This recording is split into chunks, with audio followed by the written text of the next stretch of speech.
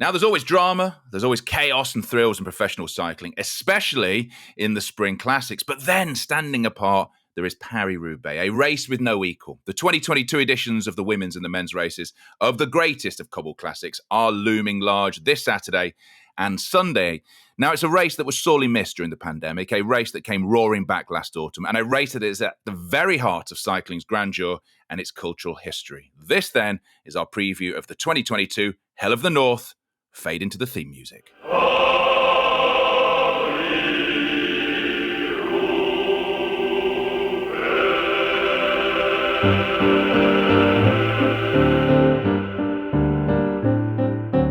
So welcome to the latest Aérogramme podcast for Peloton magazine, featuring a dissection of the appeal of Paris-Roubaix and a closer look at what we can expect from this year's race. Joining me is Jeremy Whittle, cycling correspondent to The Guardian, who once rode, I'm told, Jeremy, Paris-Roubaix, the sportive, so slowly that even the beer tent had closed by the time you got to the velodrome.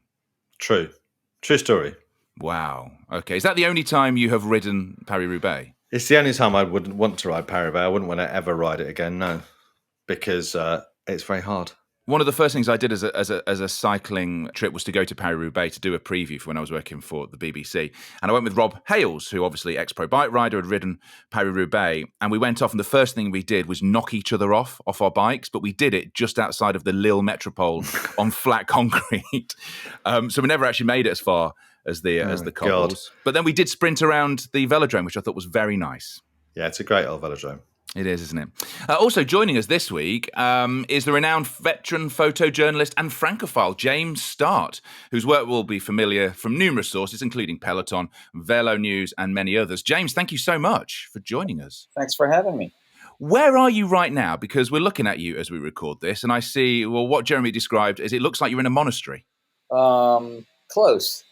But no, I'm in an auberge, like an old farmhouse restaurant in Valenciennes, Valenciennes is a town that they kind of skirt around right before they hit the real cobbles, right before they hit the Ehrenberg Forest, and the race really lights up. And it's actually a perfect place to be because the riders have been doing recon for the last 2 days, and I have really good access to all these great sections right up here. So I've been riding between Waller's Ehrenberg and the Carrefour de l'Arbre for the last 2 days. And you, obviously, you paint pictures with your photos. You tell stories with them. Of all the races you cover, from Grand Tours through the classics, how does Paris-Roubaix stack up with its mud and its dust and its cobbles and its pain? It doesn't stack up. It drops everything else so far behind. It's not even funny. I've always said this is my favorite race. Absolutely. I've always said that you get all of the drama in the Tour de France in one single day of racing here. The first day I noticed that was when I learned that was, I think, the first time I came here back in 1993.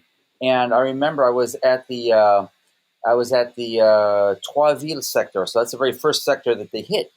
And defending champion Gilbert Duclos-Lassalle came through like way off the back. He'd had a flat or mechanical or something. I was like, well, his race is over. And what happened? Lo and behold, he battled back. And he ended up winning the race over Franco Ballerini for the second year in a row by about 3 millimeters, and what turned out to be the closest Paris-Roubaix, I think, in history. And I was like, okay, this is another beast altogether, this race. It's just like anything can happen. You can be off the back. You can be off the front and crash. You can be off the back and have a flat and come back and win the race. You can be all over the road. It's just anything happens here. I remember Tom Boonen once told me the crazy thing about Roubaix is that you can be feeling so great 1 minute and then totally empty 2 kilometers later. It's just so unpredictable for everybody. Best photo you've taken over those nearly 30 years of covering the race? What's the best photo? That's a very good question. We tend to take, you end up going different spots, sometimes the same ones. I don't know if I've taken it yet, to be honest with you. Oh, that is a good answer. Well, Jeremy, James painted a beautiful picture of it. He talked about it in such mythical terms. Does it deserve that status, Paris-Roubaix, the Hell of the North? Yeah, I think it does because, it's the social and cultural importance of the race or significance of the race to kind of northern France. And the fact that it's kind of endured through 2 world wars and that, endured through the pandemic. And it was so missed during the pandemic. It's funny. I don't think people knew how much they liked it until, it came back last year in October last year. And it was just like everyone was so excited that Paris-Roubaix was coming back. And the godsend was that the weather was foul, so we got the most dramatic, chaotic, thrilling Roubaix we've had for years. And of course, we had the first women's race, which was, I don't know, which was my favourite. I think I enjoyed the women's race even more than the men's race, just because it was so spectacular seeing women racing on the cobbles and seeing, how well they dealt with it, which was as expertly as the men. So it was the whole comeback last year, I think, has really furthered and enhanced the mythology of the race. Yeah, sometimes you don't realise how good something is until it's not there. And if we're talking in images, and you're talking about the images of last year of 2021, the image of Lizzie Deignan, who won the women's race for the first time in the inaugural edition, her with her bloodied hands, James. I mean, that was such an iconic image, wasn't it? It was, although I saw that one from my bed because I got a herniated disc a week before, and it was only the second Roubaix I've missed in over 30 years. Oh. Maybe that's one reason why I haven't taken that best picture yet. And what is it like? I mean, you must have ridden the motos. I remember watching it on TV last year, and I remember I can't remember who the commentator was terrified being on the moto because it was wet and on the cobbles. What is it like when you're on the bike and you've got the peloton either before you or behind you? What is it like being sat on the back of a motorbike? It's chaos, and if it's every risk the rider takes, the motos take, and I've been in several corners and had a moto just crash right in front of me, right in front of the riders. That is not strange to this race. That happens. It's a mayhem out there for not quite 6 hours, but I mean, you had this whole buildup those first 100 kilometers, and I don't know if you've seen if anybody's seen the great Jorgen Leth movie, A Sunday in Hell. I think that comes out there because it's like this sort of this slow building tension for a couple of hours as they come to those first cobbles, and then they hit those first cobbles, and it just everything explodes, and then they hit the Aérogramme, and it's total mayhem. It's that way from there on to the rest of the race. I think the other thing about that is that kind of for the first 2 hours, it's almost like a normal race because they're riding on quite good roads, undulating roads across towards the Belgian border. And you're thinking, what's all the fuss about? It's just a big peloton moving fast kind of through northern France, through kind of the open countryside. And then suddenly, as you say, they hit the first of the paves, and then they're zigzagging left, right, left, right, left, right, bad road, terrible road, even worse road, back on Smith. And by the time, you can't keep track of what's going on. There are so many runners and riders all over the place. And, when you see the helicopter shots, when they're flying alongside the pave and they zoom out and you see, well, that was a peloton like 5 minutes ago. That was 100 riders bunched together, and it's ones and twos, and people in the ditch and spectators offering wheels and picking the guys back up again. It's just kind of just mayhem, really. It absolutely is. Now, you've been out recceing, haven't you, James? What is the state of the pavé? Because there really are. I mean, I love the story of the guys who look after it. Is it, Jeremy, am I quoting this right? Les Amis de Roubaix? They're the guys who go out, Les Amis de Roubaix, who go out and make sure it's in good state. But realistically, we're talking about old, gnarled roads. What state are they in this year, James? About as good as you can get. It rained yesterday morning, actually pretty hard for about 3 hours. But I think just to grease it up. Yeah, well, actually, I think they were so dry that it just got soaked in. I think it was probably going to help the riders, to be honest with you. But one thing that's, I've heard people over the years go, Flanders is the hardest. They don't not only have the cobbles, but they got the muurs and the bergs and all. And the one thing that it's hard to imagine is just how different these cobbles are, how brutal they are, how dilapidated they are. And even though Les Amis de Paris-Roubaix do their loving best to keep these things going year in and year out, they just get worse and worse because these are farm roads. I mean, these are mostly, bikes riding over these roads is a gift to these roads because most of the year it's tractors, heavy vehicles. This is like beet farming country, and they're like running all these tractors and wagons over these things, and they've been doing it for decades and centuries. So, I mean, it is really hard to fathom just how treacherous these things are. And it seems, every year I'm reminded of it, it seems that as you go on and you move to Roubaix, each section just gets worse and worse and worse. And I mean, like we never talk about we always talk about the Carrefour de l'Arbre because that's the last section that anybody can really attack on. But the one right before that, I think it's Sisong or something like that, it's brutal. I mean, it's just brutal. And that comes after Montpevel and, I don't know how many, can't pronounce them all. They just they fade into, into the dust for me, but they are just, one is worse than the next. Yeah, I like that. Wagons and Tractors is no way to talk about Tom Boonen. Let's talk about the races. In both the men's and the women's, there are some notable absentees. Lizzie Deignan, who won last year, isn't racing as she is pregnant with her second child. In the men's race, 2021 champion Sonny Colbrelli is also not starting as he recovers from his heart scare. So, with so much uncertainty, what can we expect and who do we think will step up as a contender? First of all, let's start with the women's race, which goes off on Saturday. Lotte Kopecky, winner of Star Bianchi and the Tour of Flanders. The evergreen Marianne Vos, who was second last year to Deignan, and I know wants to go one better. Elisa Longo-Borghini, maybe her teammate, world champion Elisa Balsamo. Jeremy, there's a whole load of women who want to win this year. They want that title. They want to be called the second winner of Paris-Roubaix.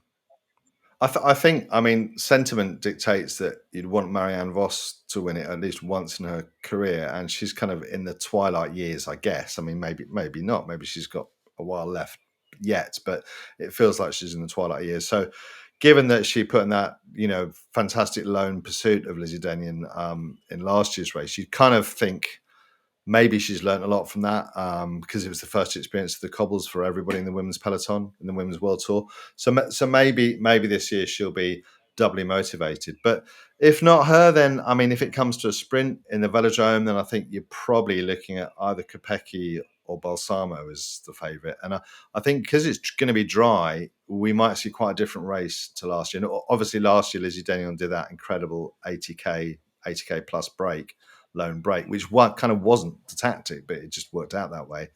We won't see that this year. I can't imagine we'll see anything like that this year.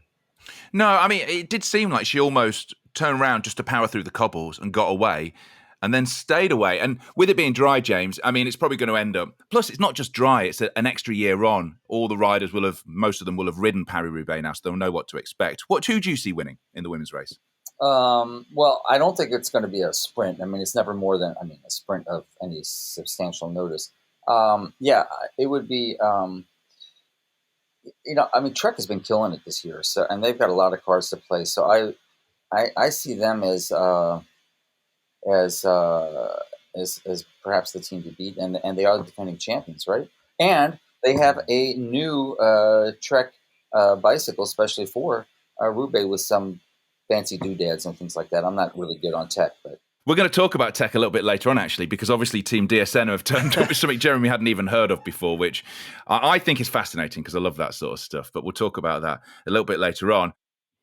I had heard of it. I'm just very skeptical about. We'll have this debate in a minute, but I'm just very skeptical about how much of a difference the tech. Let's talk about it now, because last year, if you look at Tyre Pressures, now Tyre Pressures is a thing, and don't turn off if you're listening right now. I promise you, this is interesting about Tyre Pressures.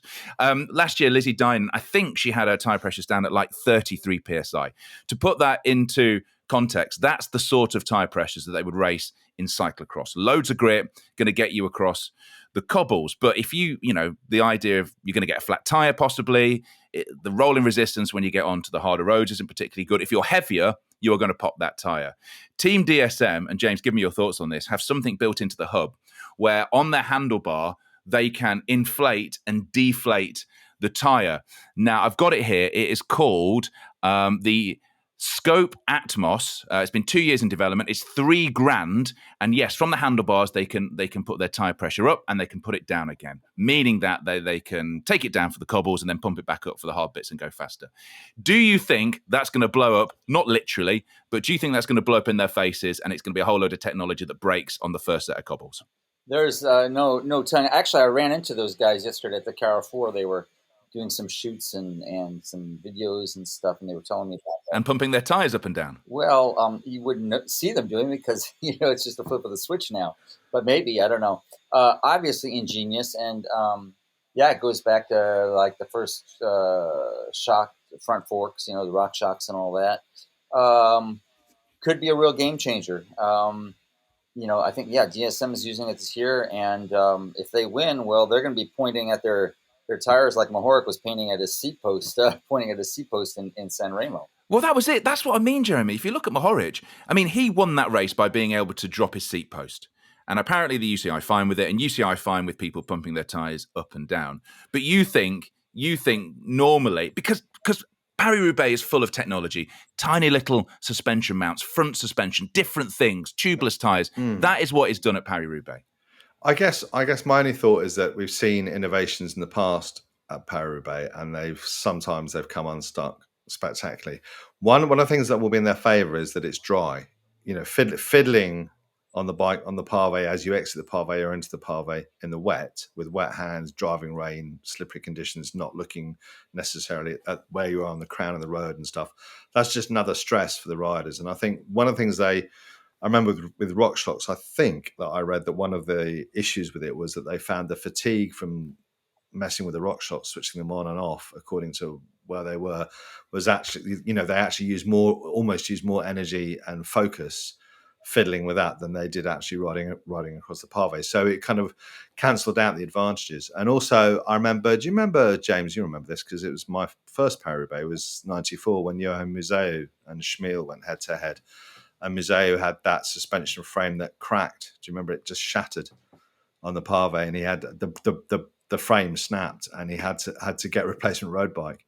And Steve Bauer as well, didn't he? He had the what do they call that frame he had? Steve Bauer had a frame that was doubly relaxed. It was almost like an armchair, and it was supposedly going to absorb more of the shock from the pavé. So he was it's semi-recumbent almost, kind of semi-recumbent, but that didn't really work either. So I mean, I think, you know, it's kind of, obviously people think about this every year and they approach it with kind of a different idea. Be great if the DSM thing works, and let's see how it goes. I mean, as you say, it's interesting, isn't it, to see all the different ideas that people are coming up with.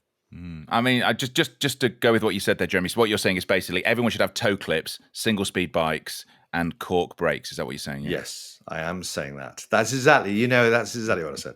Cork brakes, I like that. I never.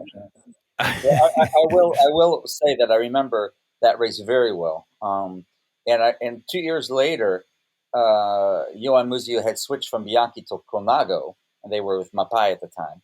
And I was with him and the team.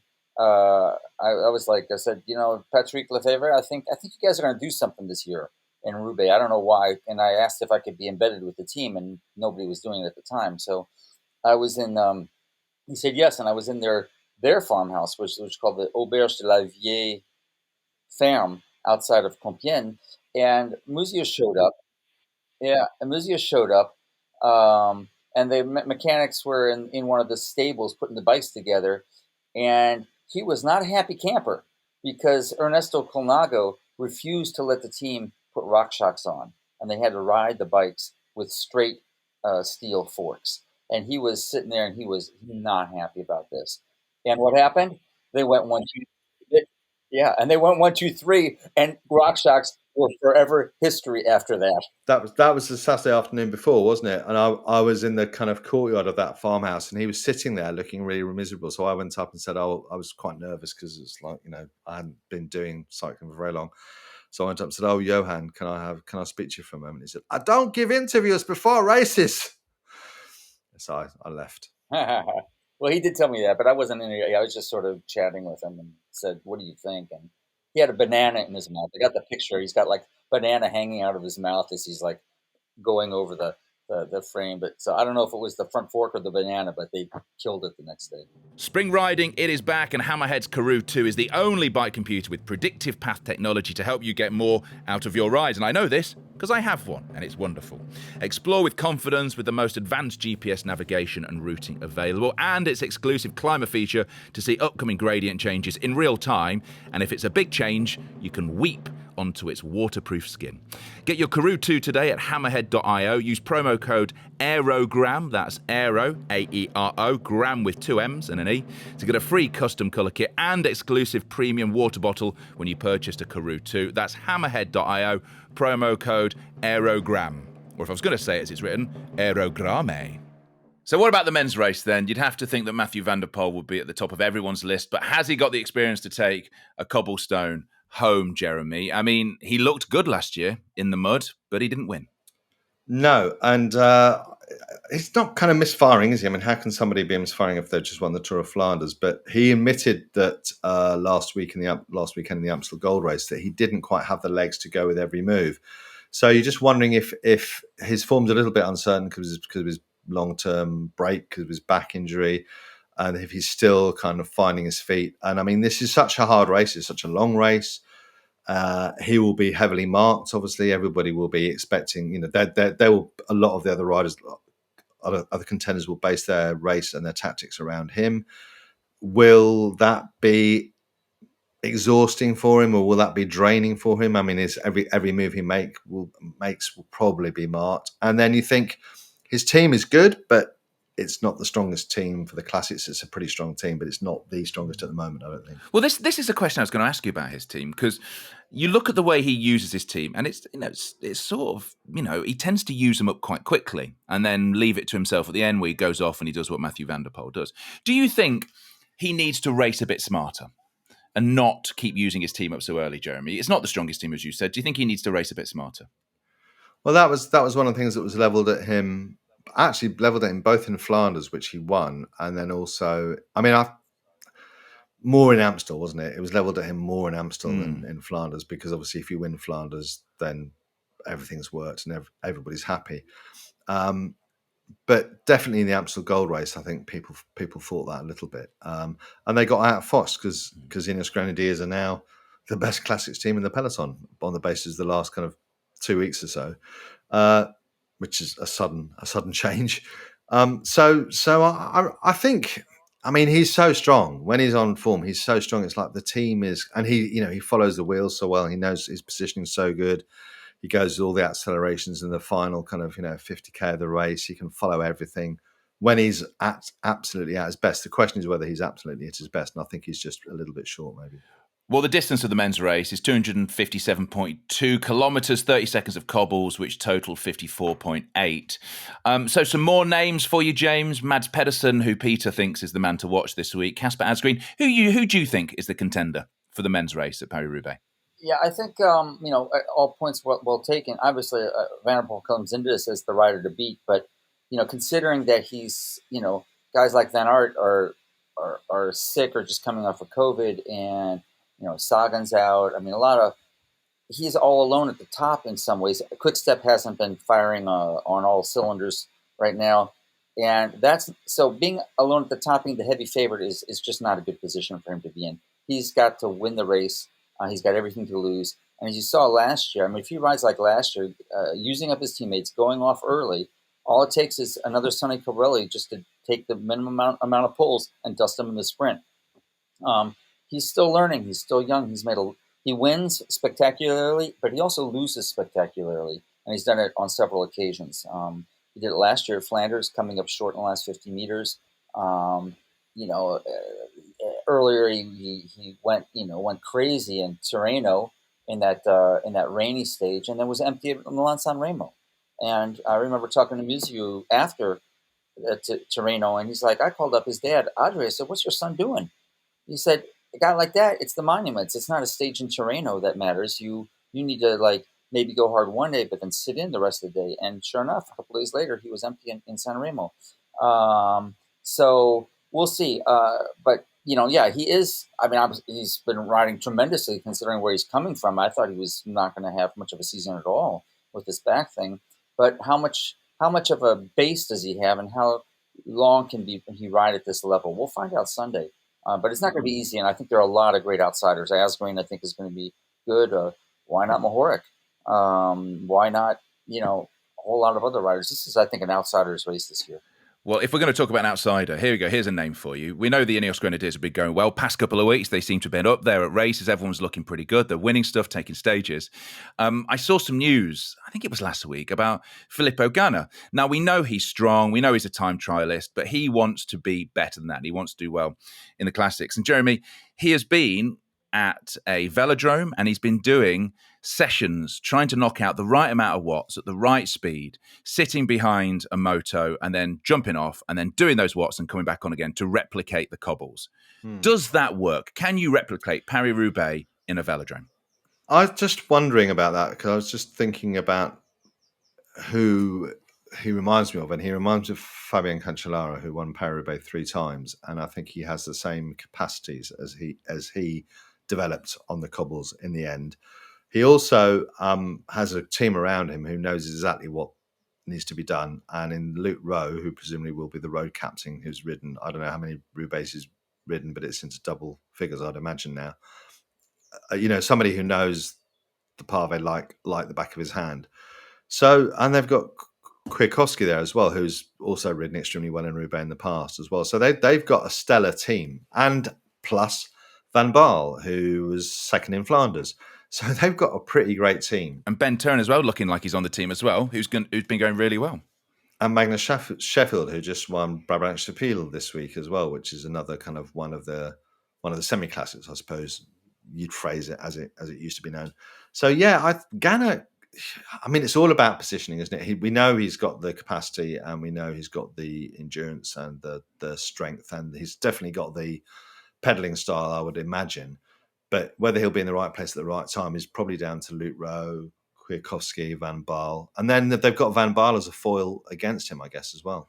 So do you think, James, Ineos, if we're looking at it this way, do you think they're coming in with the strongest team? They're coming in, I was surprised. I was with Ineos this morning, and Ganna did not ride recon.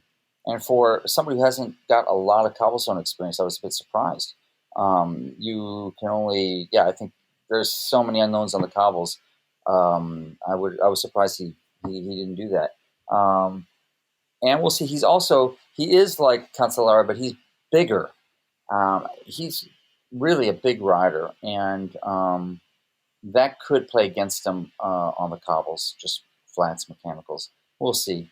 A tremendous team. They've really come around. But even though they're not clicking on all cylinders, I mean, just cannot write off the experience and the combined force of Quick Step or Alpha Vinyl, and they know this race so well. They haven't won yet. They got they can throw a lot of guys. Seneschal is a good rider who nobody sees under the cover. He was out riding alone yesterday. Don't be surprised to see them throw somebody like that out, or Lamparts early. Traditionally what they do is they send. It's how many years has it been?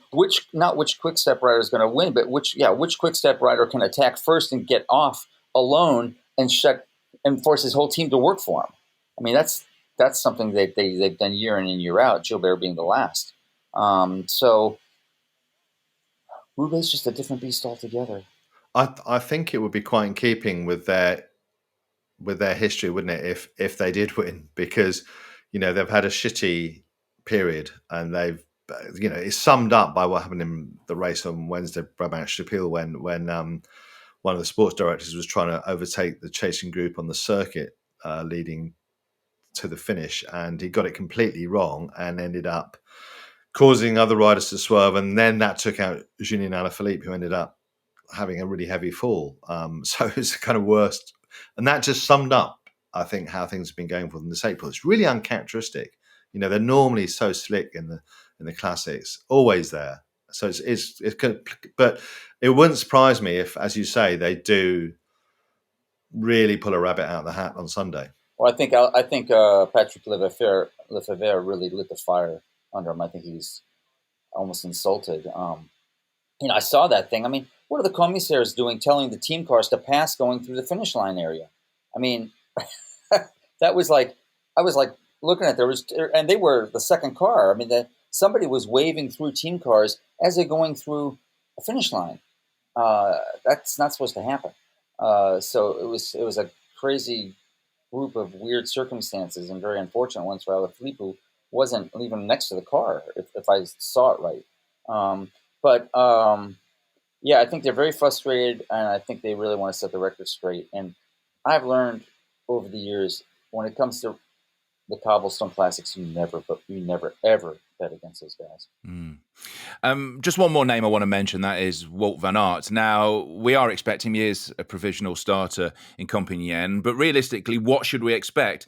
He's just recovered from COVID. His team have handled his comeback okay, I would say, Jeremy. Sports director Zeeman said the medical staff determined that he's fully fit and can continue his efforts at the top sporting level. But there's a Belgian virologist, Mark van Ranst, who also said that after a corona infection, and this is something we've all lived with, not just top sportsmen, the body and therefore his heart should not be overloaded too quickly. Considering we've seen what happened to Sonny Colbrelli, is it wise, do you think, for Van Aert to be riding in Roubaix on Sunday? You have to trust their doctor's opinions on that, I think. And who knows? I mean, he was flying just before this, perfectly. Coming into perfect form. How much time has he really missed? A week, certainly a week off. But it's at the end of the road. I don't know. Maybe he's going to be a little fresher. Who knows? Or maybe he's just going to collapse. I don't know. It's the corona thing is crazy. It's not just obviously it's not just like getting the flu, but I mean, the sport is so uncanny. I mean, we thought that Van der Poel was when he announced all of a sudden he's going to come and do Milan-San Remo was his first race back. We're like, good luck, and then he's right there at the end. So these guys they're so well prepared. They're so big. I wouldn't put anything. I think you can expect anything from Van Aert. From getting dropped early to going on the attack. Yeah, he is such a special rider. I mean, considering at the Tour last year, he won time trials, he won hill stages and the sprint and the Champs-Élysées. Well, it does seem like it's the sort of thing he can do. But there is, but I guess that's part of the worry of being a top sportsman and anything, Jeremy, isn't it? You have an illness, you come back, and hopefully with your team and your own knowledge of your body, you manage what's going on. I guess the difference is that this isn't a Christian Eriksen thing, is it? Where he had the footballer who had a heart attack in the European Championships. It's not like he's had 9 months off or something. And obviously he only had mild symptoms apparently. So I guess maybe if they've done enough monitoring of him this week, I know they have been doing that, or they say they have been doing intensive monitoring of him and ensuring that his condition is good enough. So if they've done all that, then I guess that you would anticipate they know what they're doing. I mean, my worry would be, I suppose, that he's capable of winning this race if he gets in a situation where he's really going to have to. He could win the race. I mean, how many chances in his career is he going to get to win Roubaix? If he does get in that situation, he's not going to hold back because he had COVID. He's not going to suddenly say, he's just going to go for it completely because he's a competitive athlete and he's a great bike rider. So, he's not going to rein himself in any way, shape or form. So the idea he can do it half-heartedly, I think is a bit of a myth really. So we'll see. Again, we will see. So finally, let's talk about our favourite parts of Paris-Roubaix. We've all watched it. We all love it. For some people, it's the Aérogramme Forest. For the other, it's the arrival onto the velodrome, the smooth tarmac of the velodrome in Roubaix. James, what's your favourite part? What is your bit of Roubaix that always gets you? There's just so many parts. I just love this race so much. It's. I mean, every cobble, the 12-wheel cobbles, the first cobbles are so special because you have all this build up to it, and it's so nervous as they're it's like going into the Poggio. In Milan-San Remo as they come to there, and it's just like really special. And then the Aérogramme is so special. And then, it just goes on. There's cobbles that nobody talks about. Like there's one, I think it's called Ouchy Les Orchy or something like that, totally unpronounceable. And I always end up there for logistical reasons, actually, because it's like I can get there and get out of there. And almost always year in and year out, it comes after Orchy, it's the next cobble. You always see the race winner in my pictures. I look back, I go, he won the race, and he was at the front there. That's just like, so I always go there, and I know that like you're gonna get the winner there already. And then, and then the Ehrenberg or the Carrefour, and the tension has just been mounting and mounting, and each one of these for us, you're trying to, the tension is also mounting to get to the next cutoff to make sure you get there, and then you get there just in time, and they're already, like, by the time I get my position, they're already in the section.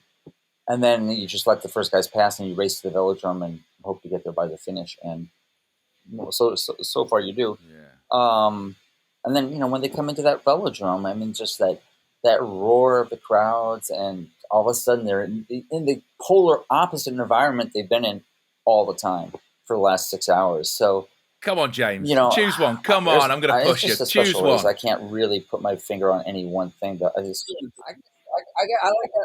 little section, Oshile Orshi or something, which I can't even pronounce because it's always a great picture, and the front rider's always there, and yeah, I have enough time to set my picture up and get in and get out, and I'm like, some of these sections are just a blur for me. So I like, Jeremy, what's your favourite bit?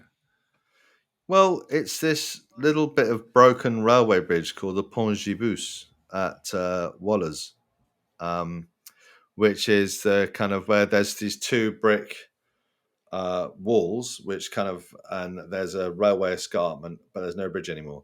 And it just says Pont Gibus on each side. And Gibus was, I'm right, aren't I? Gilbert Duclos de Sal's nickname was Gibus.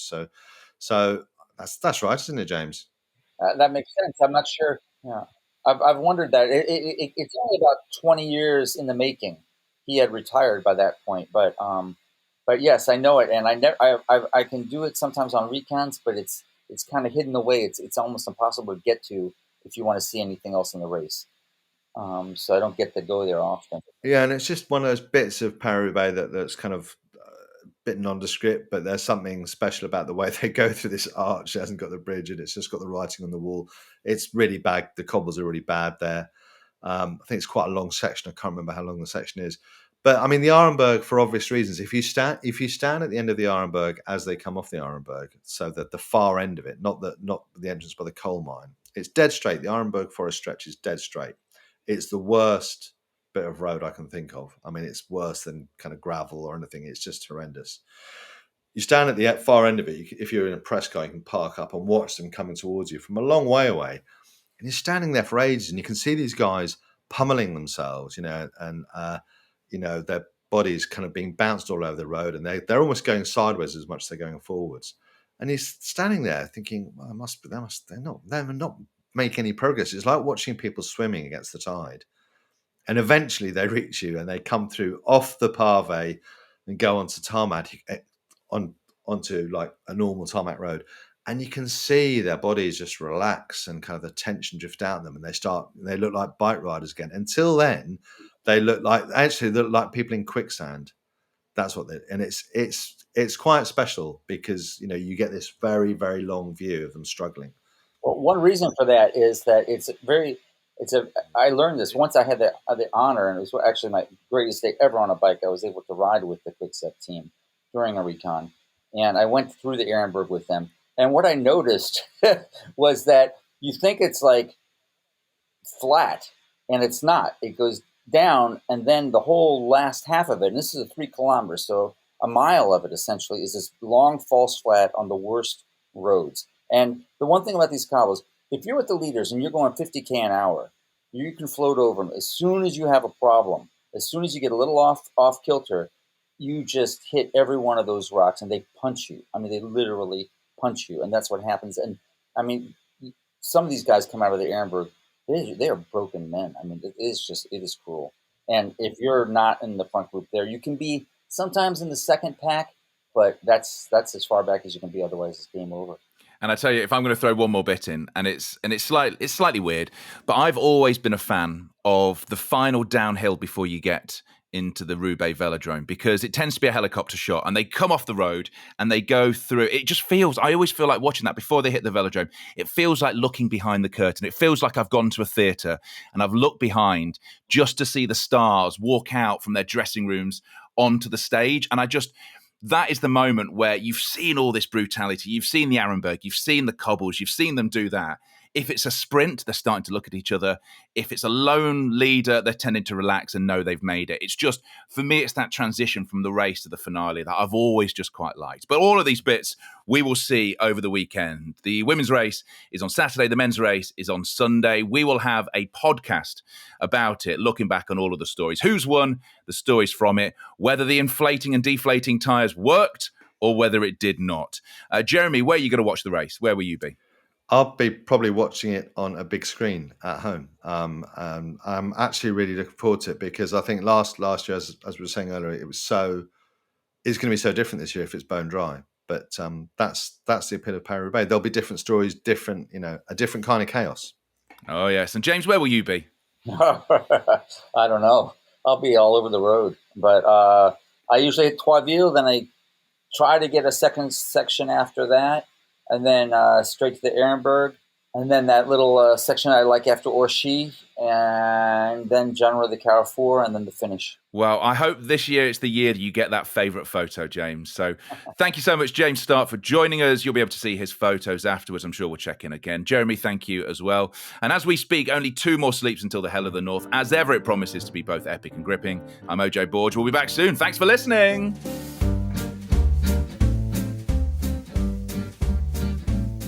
This has been a Big Ring production for Peloton magazine.